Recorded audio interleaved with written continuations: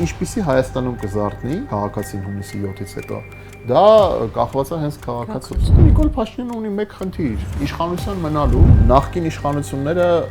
իշխանություններ են, արդեն կա բառը նախկին, հա։ Այո, մեր հանրության համար շատ կարևոր է, որ լինի խաղաղություն։ Հարգելի աստադիտողներ, Եվրոմեդիայի տաղավարում հյուրընկալել ենք հանուն սոցիալական արդարության կուսակցության նախագահ Արման Ղուկասյանին, շնորհակալ եմ հրավերը ընդունելու համար, պարոն Ղուկասյան։ Պարոն Ղուկասյան, ընտրությունները թեև քարոզարշավը դեռ չի մեկնարկել, բայց այսպես են, հա, մտնում օրակարգ ընտրությունները, սրա շուրջ են գնալու անկախ հանրության կամքից, քաղաքական ուժերն են այդպես պատերազմի եւ ոչ պատերազմի կուսակցություններ։ Նիկոլ Փաշինյանը այսպես հստակ դրել է, ասում է, եթե մենք չընտրվենք ամռանը, ապա գալու են ուժեր, ովքեր մեծ ծանր հետևանքներով պատերազմ են բերելու սեպտեմբերին։ Երեկ էլ Ռոբերտ Քոչարյան երկրորդ նախագահը արձագանքելով ասեց, ոչ, եթե մենք կանք ընդհակառակը խաղաղություն է լինելու եւ այս ուժի վերընտրվելն է բերելու մի նոր պատերազմի եւ աղետի։ Այս օրակարգով են գնում ընտրությունների։ Հիմա որքանով է սա արդար, որքանով է անկեղծ եւ հանրությունը այս օրակարգի շուրջ ինչ ընտրություն պետք է այսպես անի։ Ես սիրում եմ բաց խոսել եւ պարզ խոսել, ես չեմ կարծում, որ Հայաստանում կա որևէ բանականություն ունեցող քաղաքական գործիչ կամ քաղաքական հասարակական շրջանակներ, որոնք ուզում են ռևանշ կամ պատերազմ։ Այսինքն այնպես չէ, որ ենթադրենք հիպոթետիկ իշխանությունը փոխվում, հա, վաղը ինչ որ մի նոր ուժ պետքա գա կամ հին ուժ, որը որ նորից կվերընտրվի, հա, այսպես ասենք, եւ գալու է ասի վերջ, մենք Ալիևի հետ սկսում ենք զրոյական կետից, ուզում եմ հիշեցնել, որ դա արել է ժամանակին Նիկոլ Փաշինյանը 2018 թվականին։ Միջազգային հարաբերությունների տրամաբանությանը պետք է նայենք, միջազգային հարաբերություններում այդպես չի աշխատում, հա, եթե երկրի ղեկավարը կամ իշխանությունը փոխվում է, ապա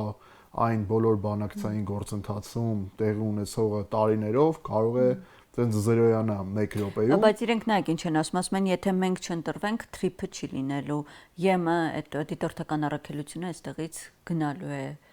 Խաղաղության պայմանագիրը այսպեսի չի քել։ Իսկ ես էլ ասում եմ, որ թրիփը կախված չէ թե ով է լինելու Հայաստանում իշխանություն նախ եւ առաջին գործոնը դա այն միջազգային իրողությունն է, որը կա, եւ հենց Նիկոլ Փաշինյանը ինքը վերջերս ասել է, որ թրիփի իրագործումը դեռևս անորոշ է եւ անորոշ ժամանակով հետաձգվում է, որովհետեւ Թրամփի վարչակազմի համար թրիփը հիմա առաջնահերթություն չէ։ Բնական է, որ գետնի վրա դա այդպես է, որովհետեւ այնտեղ որտեղ կրակում են եւ անկայուն է, որևէ մեկը չի բերելու իր կապիտալը եւ ներդրումը անի, հա, այսինքն թրիփի լինել չլինելը այլևս այնպես չէ, որ մենակ կախված են անձերից,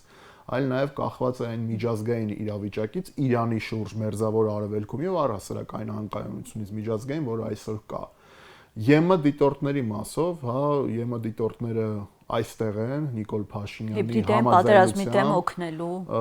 տարբեր գործոններով, այո, ժամանակին եկել են մոնիթորինգի համար, հիմա մոնիթորինգ են անում, տարբեր շշուկներ է գնում, որ իրենք տարբեր գործունեությամբ են զբաղված եւ նաեւ կա տեղեկություն, այնպես չէ որ հիմնավորված բայս շրջանառվում է, որ նաեւ ինչ որ ընտրական գործընթացներում մոնիթորինգի դերակատարում ունեն, բայց ես ուզում եմ ասեմ մեկ շատ կարևոր բան, այո, մեր հանրության համար շատ կարևոր է որ լինի խաղաղություն, այնպես չէ որ ինչ որ մեկը Հայաստանում ուզում է պատերազմ, բայց այդ խաղաղության գինը պետք է մենք հասկանանք որն է։ Եթե Ալիևը պահանջում է որ մենք պետք է մեր սահմանադրությունը փոխենք իր ցանկությամբ, այլ ոչ թե դա մեր ինքնիշխան որոշումն է, որտեղ սահմանադրությունը մայր օրենքն է, բարձրագույն օրենքն է, հիմնասյունն է, եւ այն կարող է փոխվել միայն Հայաստանի ժողովրդի կամքի արդյունքում, ապա դա նշանակում է, որ այդտեղ որտեղ է խաղաղություն, հա, այսինքն խաղաղությունը մենակ այն չէ, որ չկրակեն, խաղաղությունը դա երկարաժամկետ հիմքեր ունեցող գործընթաց է, որովհետև եթե այսօր չեն կրակում, չի նշանակում, որ վաղը կարող է դրա հետևանքով, ասենք, չկրակեն նորից կամ օրինակ իրենց պահանջներին չհասնեն առանց կրակելու, հա, Ստեղ կարևոր է, որ Հայաստանի ղեկավարները կապ չունի օրվա կամ յուրաքանչյուր, հա, ղեկավարություն կարողանա վարել այնպիսի դիվանագիտական եւ քաղաքական երկխոսություն, որպեսզի հնարավորինս մեր շահերից բխող խաղաղություն լինի։ Եվ դա հնարավոր է, այսինքն այնպես չէ, որ դա անհնարին է։ Ուղղակի, այո, Նիկոլ Փաշինյանը ունի մեկ խնդիր՝ իշխանության մնալու, ինքը ամեն ձևով փորձելու է մնա իշխանության Բայց դա նորմալ չէ, բան Շատ բնական է։ Ես համարում եմ շատ բնական է, ինչ-որ բան չկա, էլի Նիկոլ Որ Փաշինյանը ցանկացած ուժ ով իշխանություն չի փորձում է գալ, մյուսներն փորձում իշխանությունն է փորձում է պահել։ Միանշանակ ձեզ հետ համաձայն եմ, շատ բնական է, որ Նիկոլ Փաշինյանը պետք է ամեն ձևով իր իշխանությունը պահի, հռետորաբանություն կիրառի, որ միակ մարդը, որ կարող է խաղաղություն հաստատել, դա ինքն է, իր քաղաքական ուժն է, որ բոլոր հնարավոր գործիքակազմով իրեն գնում են դրան, արդեն հաստատել են, իրենք ասում են ոչ թե խաղաղություն է լինելու, այլ խաղաղություն է, ու եթե մենք մնանք, այդ խաղաղությունը կլինի, կշարունակվի, եթե չէ, կլինի պատերազմ։ Ես շատ բնական եմ համարում, ընդդիմությունն էլ ասելու է, որ բնականա մենք ավելի լավ կարանք այդ խաղաղության հիմքերը ստեղծենք։ Երկրորդ նախագահում էր օրինակ եթե 21-ին մենք ընտրվենք, Արցախը չէր դատարկվի, պատերազմը չէր լինի։ Գիտեք, ես պատմությունը չունի եթեներ։ Մենք ունենք այն իրողությունը, որը ունենք։ Ռոբերտ Քոչարյանը 21 թվականին պարտվել է եւ Նիկոլ Փաշինյանը հաղթել է եւ ունենք այն, ինչ ունենք 21-ից մինչեւ 26 թվականը։ Մեզ մենակ կարող եմ ասել, որ ինձ համար, որպես արտխորհրդարանական ուժի ղեկավարի, բավարար չեմ համարում պարլամենտական ընդդիմության աշխատանքը 21-ից 26 թվական, համարում եմ, որ ընդդիմության առաջի գործառույթը նա էր, որ պարլամենտում ժողովրդին հետաքրքրող, ժողովրդի շահերից բխող, ժողովրդի խնդիրները ու հոգսերը արտացոլող դիսկուրս պետքա բերել ընդդիմությունը պարլամենտ, չէ, դե որտեղ են արել, ես գրեթե չեմ հիշում մի հատ նորմալ օրենսդրական նախաձեռնություն, որը իսկապես բերվել է, դրա համար կռիվ է տրվել, որ ժողովրդի մատից, այսպես ասենք, փուշ հանվի։ Ես մենակ տեսել եմ, որ վիրավորում բերել են ուղղակի ԿՊ-ն ինչպես միշտ դեմ է քվեարկել ու տապալել է մեր ցանկացած նախաձեռնություն։ Կարող է բերել են, խոսքը նրա մասին է, որ կամ ընդդիմությունը չի մասնակցել նիստերին, կամ ընդդիմությունը մասնակցել է, բայց եղել է ինչ որ անձնական տիրույթի խոսակցություն, այլ ոչ թե քաղաքական դիսկուրս, որը մեր ժողովրդին հետաքրում է, որը ժողովրդի մասին է, որը ժողովրդի հոգսերի, խնդիրների մասին է։ Դրա համար ես բավարար չեմ համարում պարլամենտական ընդդիմության աշխատանքը, դա իմ կարծիքն է, եւ կարծում եմ մեր հանրության կարծիքն էլ կարելի է իմանալ, եթե շփվեն մարդկանց հետ իրենք։ Դա նշանակում է, որ մենք պետք է ամեն ինչ անենք, որ 26 թվականի հունիսի 7-ից հետո մենք ունենանք այնպիսի պարլամենտ, որը ներկայացնում է ժողովրդի բոլոր շրջանակները։ Պարոն Ղուկասյան, ընդդիմադիրներն էլ այսպես արտախորհրդական ուժերին արձագանքելով ասում են հերվից խոսելը շատ հեշտ է, մեր տեղ եկեք նստեք, այս վիրավորանքները, այս ճնշումներին դիմացեք, նոր կխոսեք։ Դե հիմա ընտրություններ ա լինելու, ընտրությունների արդյունքում ժողովուրդը կորոշի ով կնստի այնտեղ, ով չի նստի, այնպես չի, որ որևէ քաղաքական ուժն է որոշում կամ որևէ քաղաքական գործիչն է որոշում, բոլոր ուժերի, ընդդիմադիր ուժերի, քաղաքական ուժերի նպատակը նա է, որ իրենք գան եւ իրենց ծրագրերը կյանքի կոչեն։ Հիմա ժողովուրդը պետքա որոշի, որ ծրագրի հետևից գնա կամ ոչ, բայց ուրիշ հարց կա ստեղ։ Ես անընդհատ դա ասում եմ եւ կկրկնեմ, ես մեր ժողովրդին կոչ եմ անում չգնալ ճառերի ու կենասների հետևից, այլ գնալ իրատեսական ծրագրերի, որոնք կապված են երկրի զարգացման 5 տարիների հետ, հա, մոտակա 5 տարիների հետ։ Այսինքն այն մարդը ով ավելի լավ ճառ կասի կամ ավելի լավ կենաս կասի, դա եկեք թողենք մի կողմ, հա։ Մենք պետքա կառուցենք քաղաքական այդ process-ը ընտրական, նախընտրական, այնպես որ մարդկանց իսկապես քաղաքական product ներկայացվի։ Քաղաքական product-ը դա քո երկրի զարգացման կապված տեսլականն է եւ ծրագիրը։ Այլ ոչ թե մեկը դուրս գասի թոշակը կլինի 150,000 դրամ, մյուսը դուրս գասի թոշակը կլինի որ մենք գանք 200,000 դրամ, դա նշանակում է դա ծրագիր է։ Դա ծրագիր չի։ Պետքա լինի թե ինչ են անելու, ինչպես են անելու եւ ինչ ժամկետներում են անելու։ Եվ իմ առաջարկն է եղել ու ես կոչ եմ անում, որպեսզի քաղաքական ուժերը այդ առաջարկը լսեն եւ իրագործեն եւ մարդիկ էլ հետամուտ լինեն։ Ես առաջարկում եմ մինչև հունիսի 7-ը, որպես հանուն սոցիալական արդարության կուսակցության նախագահ, բոլոր այն ուժերը, որոնք կմասնակցեն, հայտ են ներկայացնում մասնակցելու ընտրություններին, այսպես ասենք, հանրային հասարակական պայմանագիր կնքեն ժողովրդի հետ, հրապարակային, ասենք 10 կետից բաղկացած։ Դե շատ ուժեր ներկայացրել են, քննարկումներ են անում։ Ես ուրիշ առաջարկ եմ անում։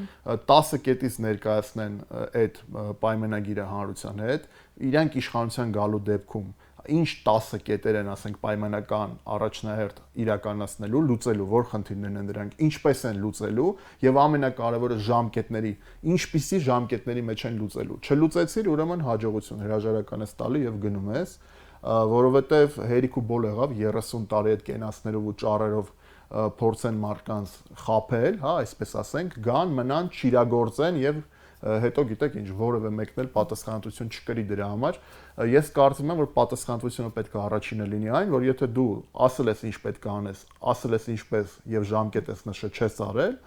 պատասխանատվությունը նա է, որ դու պետք է հրաժարական տաս ու գնաս։ Նախընտրական ծրագրում եւ 18 թվականին շատ թեզեր էին այդպես հենց նույն գործող իշխանություններն էլ ներկայացրել, որոնք ոչ միայն չիրականացան, այլ շատ դեպքերում դրանց հակառակը տեղ ունեցավ, բայց կրկին պատերազմից հետո ժողովրդի վստահության կվեն էլ եւս մեկ շանս։ Դե հիմա ես առաջարկում եմ նման հասարակական, քաղաքական կամ պետական պայմանագիր կնքեն քաղաքական ուժերը հանրության հետ եւ ես կարծում եմ, որ դա շատ արդար եւ ճիշտ առաջարկ է, եթե քաղաքական ուժը ասում է Ժորժ ջան, ես կանեմ այս, ես կանեմ եւ կասեմ ինչպես եւ կնշեմ ժամկետները իմ անելու եւ եթե չանեմ, ես պարտավոր եմ հրաժարական տամ եւ գնամ։ Ասենք ինչքան է պետք է, 2 տարի է պետք, 3 տարի է պետք, 1 տարի է պետք։ Նշի դու ինչ ես անելու որ գաս։ Ինչպես ես անելու որ գաս։ Եվ ինչ ժամկետների մեջ ես դու խոստանում դա անես։ Եվ ինչ պատասխանատվություն ես դու կրելու ժողովրդի առջև։ Պարոն Ղուկասյան, այսօր ցանկացած քայլ, այսպես, հա, իշխանությունների կողմից, թե թոշակը բարձրացնելը, թե նոր ինչ-որ համագործակցությունները դիտարկվում են այսպես նախընտրական, հա, բոլի շրջանակներում, թե իրենք ասում են, որ այս նախաձեռնությունները մեն վաղուց կային ու նոր չէ, այսինքն իրենք այսպես փորձում են համոզել, որ որևէ կերպ նախընտրական շրջանակներում այս ամենը չի տեղավորվում։ Դե բնական է տեղավորվում, բնական է, որ իշխանությունը պետք է ընտրություններից առաջ բարձրացներ թոշակները, որովհետև իրենց բնական է ընտրություններին մասնակցելու այդ քվեն ստանալու առաջնահերթ դա է հետաքրքրում եւ ես չեմ կարծում, նորից եմ ասում, ես չեմ կարծում, որ իշխանությունները անում են ինչ-որ էքստրաորդինար քայլեր, մենք է պետքա զարմանանք, այդ ոնց եղավ, որ 2 տարի առաջ չբարձրացրեցին թոշակ, այլ բարձրացրեցին օրինակ 10000 դրամով ընտրություններից 3 ամիս առաջ։ Իշխանությունը ամեն ինչ անում է, ինչպես որ յուրաքանչյուր իշխանություն կաներ, որպեսզի իրենք վերարտադրեն։ Բայց ինչ են դիմությունը մեղադրում այդքան։ Ես չեմ մեղադրել։ Ես կարող եմ իմ համար ասել, ես շատ ուրախ եմ, որ թոշակը թեկուզ մի փոքր հարց կլուծի։ Հա, բարձ է, թոշակառուները չեն ապրի իդեալական, դա մի փոքր, չգիտեմ, մատից փուշ անելու հնարավորություն է։ Բայց եթե այդ հնարավորությունը կա, ես մոտիվը իշխանության, հա, այդ մոտիվացիան թողնում եմ մի կողմ։ Պարզ է ինչի են բարձրացրել։ Պարզ է, որտեղ անձնական շահել կա ընտրությունների հետ կապված։ Բայց ես այդ քաղաքական ուժերից առաջնայիններից է, հա, որպես կուսակցության առաջնորդ եւ մեր կուսակցությունը, որը թոշակի հարցը անընդհատ բարձրաձայնել ենք եւ մենք ասում ենք, որ այո, թոշակը նորից պետքա բարձրանա, պետքա հակառակը ինդեքսավորվի ըստ այն գնաճի, որը կա, իհարկե, պետք չի ասել, որ 10000 դրամը բարձրացավ, մի 10 տարի էլ թող չբարձրանա, բայց անընդհատ գնաճ լինի, պետք է ինդեքսավորվի, բայց նորից եմ ասում, ես համարում եմ, որ մի փոքր թեկուզ փուշ անելու հնարավորություն է եւ ըստեղ ինչ որ գիտեք շատ տենց այրահեղ գնահատականներ տալ կամ զարմանալ այդ ոնց եղավ որ ընտրություններից առաջ բարձրացավ, ինչի որևէ մի քաղաքական ուժ լիներ չեր ունենա անձնական մոտիվացիա վերարտադրվելու։ Բնական է, այսինքն լավին լավ ենք ասում, վատին վատ ենք ասում, Աստվածտա նորից թոշակը բարձրանա ու կապ չունի օրվա իշխանությունը, ասենք այս մարտնա կամ այն մարտնա պարտավորվածություն կա ժողովրդի առաջ մարդկանց կյանքի որակը լավացնելու։ Դա լավություն չէ կառավարություն, դա պարտականություն է։ Փողոց սարքել, ասֆալտ բանանել, ասֆալտապատելը փողոցները եւ այլն, դա պարտականություն։ Նիկոլ Փաշինյանը գնում է Քավազարշավին ու գիտեք, տենց ասում է պետք է մի հատ շնորհակալություն մեզ հայտնեք, մենք որ այսքան բան ենք կարելի է։ Ձեր փողոց վերջի անգամ կհիշեք երբեն նորոգվել կամ կներեք, բայց դա պարտականություն է, դա պետք չէ վաճառել ժողովրդի վրա որպես լավություն։ Դա պարտականություն է, որը արվում է ժողովրդի վճարած հարկերով եւ կառավարության պարտականությունն է մարդկանց կյանքի որակը բարելավելու, այլ ոչ թե դա ինչ որ բարեգործություն է։ Դե իրենք ասում են նախկին իշխանություններն էլ են ունեցած պարտավորությունը, բայց 30 տարի չեն կատարել։ Դե նախկին իշխանությունը դրա վրա 2018 թվականին հաջողություն տվեցին իշխանությանը, ժողովուրդը գնահատականը տվել է նախկին իշխանությանը եւ ամեն օր տալիս է։ Նախկին իշխանություններ են, արդեն կա բառը նախկին, հա, եկեք մտածենք ներկայի ու ապագայի մասին։ Եթե Նիկոլ Փաշինյանը շարունակի նախկին ներկա անի, ես հասկանում եմ, որ որոշ հիմա դա փոխվել է, նախկին ներկան չի աշխատում, հիմա պատերազմի եւ ոչ պատերազմի։ Այո, նախկին ներկան էլ է աշխատելու ինչ որ փուլում էլի մի փոքր, համ դա է, համ ընտրությունների ժամանակ կտեսնեք, որ հիմնական թիրախավորվելու են էլի նախկին իշխանությունները կամ նախկինների հետ կապված ինչ որ շրջանակներ։ Ես համարում եմ, որ սպառվել է դա եւ դեռևս վերջնական է սպառվելու եւ դա չի փրկելու էլ, որ գիտեք ինչ, չարածը արդարացնեն միջներանով, որ բա տեսեք մենք չենք անում, բայց մենք ավելի լավ չենք անում, քան նախկինները ընդհանրապես չէին անում, հա, կներեք, բայց տենց քաղաքական դիսկուրս ոչ կլինի, ոչ էլ հնարավոր կլինի մեր երկրում դրական փոփոխություններ իրականացնել։ Պարոն Ղուկասյան, ընտրություններին օրինակ շատ քաղաքագետներ, վերլուծաբաններ, ընդդիմադիր շրջանակները ասում են, որ կանխատեսումներ են այսպես մոտավորանում ընտրությունների հետ կապված, որ այստեղ կրկնվելու է մոլդովական սցենար իրենց աչքի առաջ սա ամեն իշխանություններն էլ այսպես հակադարձում են, սպառնում են, ասում են ընդդիմությունը այ տեսեք Գյումրի 2 է նախատեսում։ Տեսեք, Գյումրի 2-ը, ես չգիտեմ, Գյումրի 2 կլինի, թե բան կլինի, նոր ինչ-որ անվանում կլինի, բայց ես չեմ կարծում, որ եթե ընդդիմությունը գնա այսպես այսօրվա պես չլինի մեծ կոնսոլիդացիա, այդտեղ ես չեմ տեսնում նախադրյալներ առանձին հաջողելու։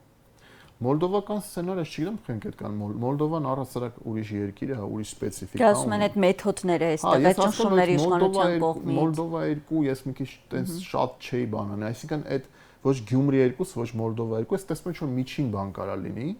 Ես հասկանում եմ կարող է չգրանցեն որոշ ուժերին եւ այլն, բայց դա պետք է հիմնավորում լինի, ինչի չեն գրանցում, հա, ուղղակի ասել որ չեն գրանցում, ուրեմն պետք է ինչ-որ նոր օրենքներ ընդունվի, օրինակ ֆինանսավորման հետ կապված, թափանցիկության հետ կապված օրենք կամ արդեն իսկ մշակում են նման նախագծեր, քննարկվում են, ասում են այլ երկրներից են ֆինանսավորվում շատ։ Դե մի ամիս է մնացել որ ուժերը իրանց վերջնական բոլոր բաները գրանցվեն։ Դե կոնկրետ ուժը Հայաստանի տեխնոջու հետ կապված իրենք բացեպած ասում են որ չի կարող ինքը Որ տեխնացի Սամվել Կարապետյանը Սամվել Կարապետյանը իսկապես չի կարողանում ինքը հիմա այս բան լինի պաշտոնապես տեխնացու։ Ես այսպես հասկանում եմ, որ ուժեղ Հայաստան կուսակցությունը ինքը ավելի շատ Սամվել Կարապետյանը, այսպես ասենք, ֆրոնտմեն է, հա, հանդիսանում այս բայի դրությամբ եւ իրենք իրենց ճանապարհային քարտեզը ցույց են տվել, որ եթե գան իշխանության կփոխեն սահմանադրությունը եւ Սամվել Կարապետյանը կդառնա արդեն ֆորմալ։ Բայց դա ռեալի, որ իրականանալի մեթոդ է, թե՞ Գիտեք, եթե ժողովուրդը գնա եւ քվետա այդ ուժին, բնականա ուրեմն այդ օրակարգը կիսում է, չէ՞։ Եթե չտա, ուրեմն բնականա կողմ չի, որ նման ճանապարհային քարտեզ կյանքի կոչվի, այսինքն ստեղ էլի ժողովրդի ձեռն է։ Կգնա ժողովուրդը իրենց առաջարկած ճանապարհի հետևից, թե չի գնա, թե միայն ժողովուրդն է որոշելու։ Իսկ Մոլդովա 2 ասեն գրանցել, չգրանցել, տեսեք, հիմա պետքա դա արդեն այդ օրենքները ընդունվի, հա, վերջի մի քանի օրվա ընթացքում բան չունեմ ասելու, կարա լինի, որ շատ արագ ընդունվի եւ այլն եւ այլն։ Ինչ ականատես եղել որ վերջի այդպես բան ինչ որ արագացված կերպով օրենքներ են բերել փոփոխություններ են արել։ Որևէ բան չեմ բացառում, բայց ես չեմ կարծում որ մենք պետք է այսպես ֆիքսվենք, գիտեք, Գյումրի 2-ի վրա ֆիքսվի ընդդիմությունը, որ եթե Գյումրիում այսպես է ստացվել եկեք սակար կնենք, կամ ասենք նույն Գյումրիից հետո եղավ Վաղարշապատի օրինակը, որտեղ նույնպես այսպես ասում են Գյումրի 2-ը հնարավոր, բայց տեսեք որ մի բանը երկու անգամ միշտ չի որ լինում է, ու գիտեք, ես կարծում եմ, որ պետք է ոչ թե ֆիքսվել այդ ձևաչափերի հետևից, այլ պետք է առաջարկություն հստակ անել հանրությանը, ընտրողներին հստակ ծրագիր ներկայացնել, մարդիկ իմանան ինչի հետևից են գնում եւ ինչա լինելու, եթե այս կամ այն ուժը գա իշխանության։ Այսինքն հիմա մտածել ձևաչափերի մասին, բայց բովանդակությունը թողնել կարող է եւ դա ընդհանրապես չաշխատի։ Մարդիկ շատ լավ հասկանում են, օրինակ եթե այս մարդը եկավ իշխանության, ինչպես է ինքը Ադրբեջանի հետ կառուցելու հարաբերություններ, Ռուսաստանի հետ, Արևմուտքի հետ, ինչպես է լուծելու սոցիալ-տնտեսական խնդիրները, հա, ինչպես է լուծելու անվտանգային հարցերը։ Եթե առանց հստակ այս հարցերի պատասխանի որոշ ուժեր որոշել են, որ ինչ-որ ձևաչափերն են փրկելու, չեմ կարծում, որ դա աշխատի։ Իդեպ արդեն այսպես մոտավոր պատկերը ձևավորվում է, որ այս ընտրությունները ոչ միայն այսպես հա ներքաղաքական են լինելու, այլ նաև շատ առումով աշխարհաքաղաքական, ինչու որտեղ այսպես ռուսամետ եւ արևմտամետ այսպես ուժեր են կամ դիրքավորում կամ այս կամ այն կողմ եւ այդպես է իրենց տեսլականը ներկայացնում են, ասում են հանրությունը պետք է ընտրի թե որ կողմ է գնում Հայաստանը իր արտաքին քաղաքականությամբ, այսինքն ավելի լայն առումով այս ընտրություններ լինելու աշխարհում։ Բնական է կա այդ էլեմենտը եւ բավականին է, բայց ես ասեմ որ ժողովրդի մենակ արտաքին քաղաքականությունը չի որ հետաքրում է, շատ հետաքրում է սոցիալ-տնտեսական հարցերը, այսինքն մենակ շեշտը դնել արտաքինի վրա, ես կարծում եմ որ այն ուժերը, որոնք սոցիալ-տնտեսական հարցերի վրա նաեւ ուշադրություն կդարձնեն, այդ ուժերն էլ կարող են հաջողություն ունենալ, եթե իրենք ներկայացնեն հստակ ծրագիր եւ հստակ լուծումներ, հա, այսպես ասենք, բայց նորից ուզում եմ ասեմ հետեւյալը, որ քաղաքական ուժերը պետքա ոչ թե հիմա ամեն մեկը վերմակը իր վրա քաշի, հա, եթե օրինակ ընդդիմությունը որոշել է, հա, լայն առումով, որոշել է ամեն մեկը գնա իր, ասենք, ճանապարհային քարտեզով, ապա մեծ հաշվով այդտեղ խնդիր է առաջանում եւ դա Նիկոլ Փաշինյանին ձեռք է տալիս։ Եթե լիներ լայն կոնսոլիդացիա, որի հնարավորությունը դեռևս նախադրյալների ես տեսնում եմ, հա, կա հնարավորություն եւ քննարկումներ գնում են, ապա շանսերը ավելի կարող են մեծանալ։ Այսինքն, եթե ամեն մեկը վերմակը փորձի իր վրա քաշել, ինչպես որ շատ անգամ ենք տեսել ենք, այդտեղ հաղթածը դուրս գալու իշխանությունը, միանշանակ իշխանությունը։ Եվ սա հստակ, եթե քաղաքական ուժերը իսկապես մտածում են երկրի մասին, այլ ոչ թե ամեն մեկը մտածում է աթոռի մասին, պաշտոնի մասին, եթե իսկապես ասում են պահը օր հասական է, ապա պետք է մեկ տեղել ջանքերը, ներուժը եւ գնալ կոնսոլիդացված։ Եթե չէ, ուրեմն իրենք հակասում են իրենց, ուրեմն իրենք Հետաքրքիր է, որ դուք ասեցիք դեռ նախադրյալներ տեսնում եք, բայց որպես այդպեսին տպավորություն է այս պայծրությամբ ամեն դեպքում, որ ցանկացած ուժ այսպես իրենք առանձին են, հա, փորձում, հա, 1-2 դաշինքներ կան, բայց հիմնականում բոլորը են հիմնական ուժերը փորձում են առանձին իրենք այսպես մասնակցել։ Հնարավոր է արդեն հետընտրական զարգացումներ ավել։ Տեսեք, դեռևս կան քննարկումներ, ես չեմ ուզում հիմա բացասական կամ շատ դրական գնահատականներ տամ, չվնասեմ այդ գործընթացին, գնում է լայն քննարկումներ տարբեր ուժերի միջև եւ այդ առումով ինչու եմ ասում նախադրյալներ եմ տեսնում, որովհետեւ դեռևս այդ process-ը շարունակվում է եւ վերջում կարող ենք ասել հաջողվել է թե չէ այդ կոնսոլիդացիան, բայց այս պայդրությամբ ես պետք է ասեմ հետեւյալը, որ եթե այդ ուժերը իսկապես անկեղծ են, եթե իրենք իսկապես մտածում են երկրի շահի մասին, եթե ասում են պահը օր հասական է եւ վճռական է եւ ճակատագրական է, ես չեմ հասկանում այդ դեպքում ինչու ամեն մեկը փորձում այդ եթե տենց լինի վերջնական, ինչի ամեն մեկը գնում է այդ ճանապարհով, ամեն մեկը փորձում է վերմակը քաշել դեպի իր կողմ։ Դրա համար ես այդպես եմ մտածում, այդպես եմ գնահատում իրավիճակը։ Եվ որպես արդեն ամփոփիչ, հունիսի 7-ից հետո ինչպիսի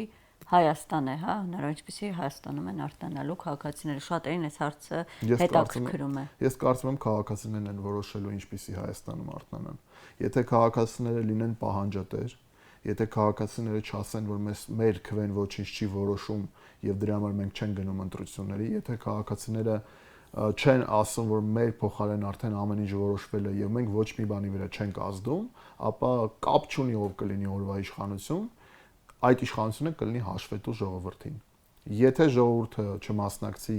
իր ճակատագրի որոշման հարցում, ապա ով է լինի իշխանություն, կլինի լճացած իշխանություն, որը չի լինի հաշվետու ժողովրդին։ Ստեղ կարևորը ոչ թե անձերն են, այլ կարևորը թե ինչպիսի բայց շատ հաճախ քաղաքական դաշտում ցանկացած կուսակցություն, հա, հենց անձերի այսպես ասոցիացիա է գնում, նույն քաղաքացիական պայմանագիր օրինակ կամ նույն Հայաստան դաշինքի դեպքում հենց ժողովուրդը գնում է ընտրելու լիդեր, ոչ թե քաղաքական ուժին։ Ես հասկանում եմ, իհարկե, ավելի շատ ընդգծված լիդերի բանն է մեր մոտ եւ քաղաքական ուժ ընկալում է, այո, բայց խոսքը ոչ թե նրա մասին է, թե ում կգնանք ընտրեն, այլ խոսքը որ ընտրություններից հետո եւ մշտապես ոչ թե կյանքը բաժանել ընտրությունից ընտրություն այս սկզբունքով, այլ մշտապես ժողովուրդը պետքա լինի պահանջատեր, ժողովուրդը պետքա լինի ակտիվ, ժողովուրդը պետքա անտարբեր չլինի եւ նորից եմ կրկնում, եթե տենց լինի, ապա յուրաքանչյուր իշխանություն չի լինի անարդար եւ յուրաքանչյուր իշխանություն կլինի հաշվետու։ Ուղղակի պետքա ժողովուրդը հավատա, որ ինքն է որոշում, ժողովուրդը պետքա հավատա, որ իր մասնակցությունն է կարեւոր, որովհետև եթե նորից եմ ասում, չլինի այդ մասնակցությունը, ոչ միայն ընտրությունն, այլ հասարակական քաղաքական կյանքում մարդկանց անտարբերություն լինի, էսը լինի, այն լինի, ուրեմն նշանակում է, որ ինչ կապ ունի ով է իշխանություն, ինչի դες իշխանություն կա, որ եթե գիտի, որ ինչ անի, մեկը իր ինքը կարա դա անի եւ որևէ հետևանք չլինի, ինչի պետքա չլճանա, յուրաքանչյուր իշխանություն կլճանա։ Դրա համար ինչպիսի Հայաստանում կզարթնի քաղաքացին հունիսի 7-ից հետո դա կախված է հենց քաղաքացուց, թե ինչպես ինքը կմասնակցի ընտրություններին, կլինի բարձր ընտրության մասնակցությունը, թե կլինի ցածր։ Եթե լինում է ցածր, դա ձեռք է տալիս առաջերտին իշխանություններին։ Այդ դեպքում իշխանությունները ավելի կարող են ասել, որ տեսեք, մենք շատ ավելի մեծ զայներով վերընտրվեցինք, մեր կուրսը լրիվ կիսում է ժողովուրդը։ Դերենք ասում են 65%-ի, այսպես մեր խնդրեմ։ Եվ այո, ինչքան ցածր կլինի մասնակցությունը, այդքան ավելի բարձր տոկոսով կարա իշխանությունը ընտրվի։ Եվ այդ առումով բնական է հետո բողոքել ասել, գիտեք, մենք ոչինչ չենք որոշում, բայց ինչի՞ է սենց, ինչի՞ անենց, ինչի՞ այս ձև, կարծում եմ դա ճիշտ չի լինի եւ արդար չի լինի, որովհետեւ երբ որ դու բողոքում ես, դու պետքա մի բան իմանաս, որ դու մասնակցել ես, դու անտարբեր չես, դու գնացել ես ու դու ես որոշել թե ինչպիսի պարլամենտ ես ուզում հետագա 5 տարիների ընթացքում եւ դու ընտրելու ես ոչ միայն իշխանություն, այլ նաեւ ընդդիմություն։ Եվ հետո եթե դու չես մասնակցում այդ process-ին, ինչի՞ ես դու բողոքում։ Շնորհակալ եմ ձեզ զրույցի համար, պարոն Ղուկասյան։ Շնորհակալ եմ։ Արգիրեստա դիտողներ, հիշեցնեմ, որ Եվրոմեդիայի տաղավարում զրուցում ենք հանուն սոցիալական արդարության կուսակցության նախագահ Արման Ղուկասյանի հետ։ Շնորհակալ եմ եթերին հետևելու համար, կհանդիպենք։